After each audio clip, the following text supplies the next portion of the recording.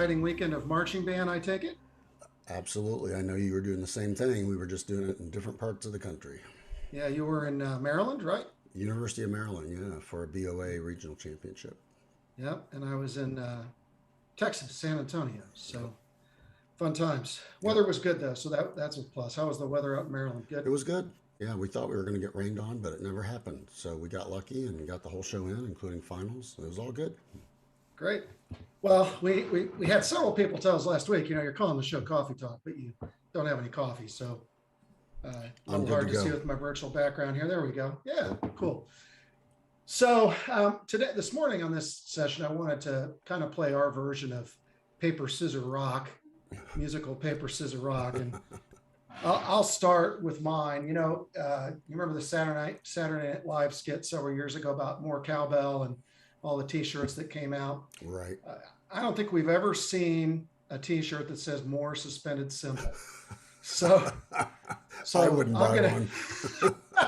So we all know that rock crushes scissors. So I'm going to go with suspended cymbal. And to all my percussion friends out there, I apologize ahead of time. I'm not saying don't have suspended cymbals, but what I am saying is that please teach your students the rate of crescendo when it comes to that textural nuance, because cymbals can literally wipe out pretty much anything in the band. And what I'm hearing often as I go out on weekends is multiple suspended cymbals, and that's going to be a real problem for people that go indoors for a state championship or grand nationals. So as you're thinking about cymbals when you go inside, be really careful about the number of people that are playing them and the rate of crescendo. And I actually heard somebody tell me this a long time ago. They said, well, we use cymbals to cover up the ends of our phrases. Not a good choice with the music Yeah. judge. Not a Yeah. good choice. So what's your paper, scissors, rock? Well, and first of all, I agree with you completely. And you were talking about the rate of crescendo, and I think Yeah. the suspended cymbal, it has its moments and it can be effective. But like you said, and I couldn't agree more, if you start too soon with the crescendo, you just wipe out the end of a woodwind feature or the end of a phrase or whatever you wanted us to hear. So you got to really pace that. I think you were right on with that. I want to talk a little bit about woodwinds versus mallets, and I'm going to just use as example vibes versus flutes. There's a lot of discussion out there about, when the woodwinds are playing, or we'll just keep it at flutes for a second. If the flutes are playing, should there be mallets doubling them? Should the vibes, especially, be doubling them, or should they not? Because of the whole idea of canceling out frequencies and those kind of things. I still prefer that folks choose one or another.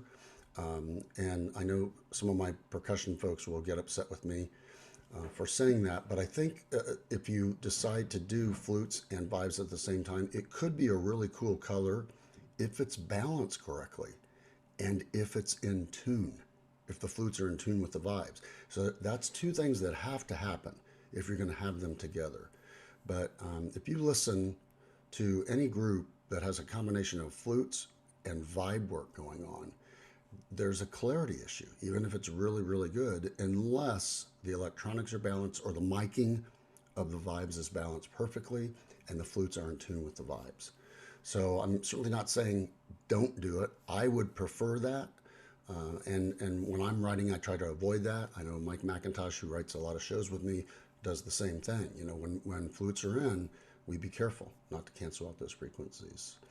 So that would be mine today. Is just really use some good judgment when you're thinking about woodwinds and mallets in combination. That's great information for our marching band directors out there. They're fighting the good fight this Hmm. season. Yep. Um, so we do have a session coming up Wednesday, a Wednesday webinar at 8 o'clock Hmm. Eastern time with Richard and our friend Tony Lyman, Yep. who lives in Petal, Mississippi, and he's going to be talking with us about the use of electronics and percussion tuning and front ensembles in the indoor arena, specifically for marching band. So that's going to be a great session. Looking forward to that. And we'll see you next week on Coffee Talk. Take care, everyone.